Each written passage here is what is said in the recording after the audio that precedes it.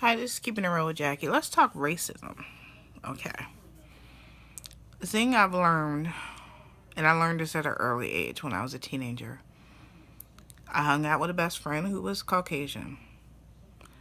Now, I was talking about this subject with my cousin earlier.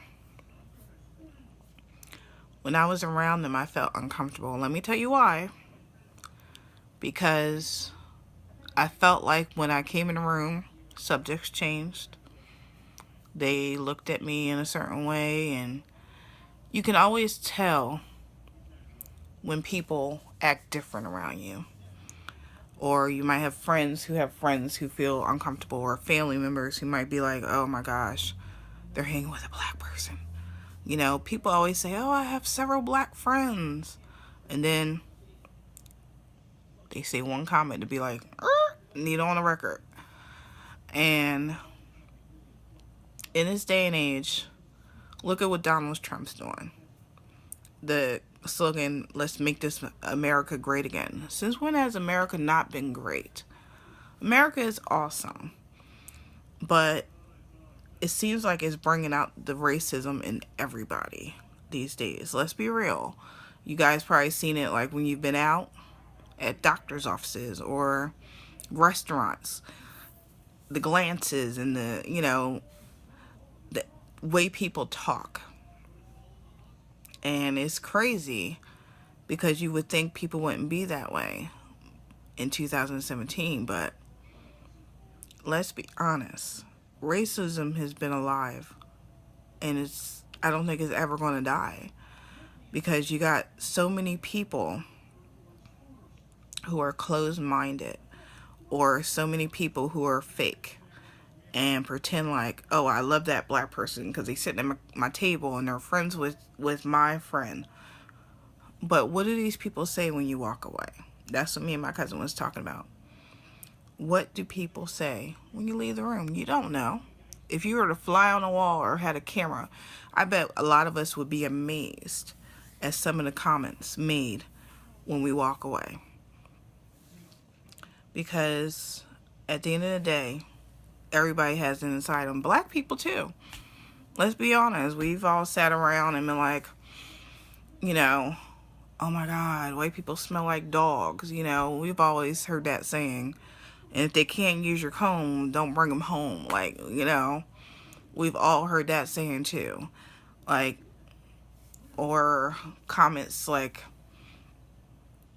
just about, like I said, about, you know, how all black people be like, oh, that white person smells like wet dog when her hair is wet and stuff like that, you know? Or, like, we've all dealt with racism either from our own people or outside of our people. Or white people might think we smell like, you know, anything. Like, who knows? I never heard that comment because, like, I'm black, so I've never heard the comments. You know, white people might have to say about us, you know. But at the end of the day, everybody has their, you know, views about racism. They have their views of how we look at society, or it's like gay couples. When we see a gay couple walk by, you know, everybody looks. Let's be honest. We all look. Some people be like, oh, that's cool. Some people might be like, oh, what the hell? You know, or like if you see an interracial couple going by, you might be like, okay, what's up with that? A lot of black people might be like, especially black women, might be like, what the hell? Black women not good enough for you? You know, couldn't handle black women. A lot of black women say like that. Or a black man might be like, oh, she couldn't she couldn't handle a black man. She didn't want all this, you know. Or anything like that. Like, racism is alive, and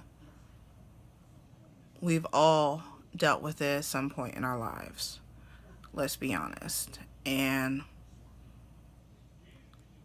until the cycle of racism ends, we're not going to be whole as a nation. And unfortunately, we're still fighting the good fight of racism. And I think if people sat down and were real with each other and kept it real with each other and had decent conversations, actual conversations about such things as racism and what people truly think, if people are really honest, I think we could get to the root of why racism is why it is. Why is there's such a fear out there? Why is there such a bigotry in our country?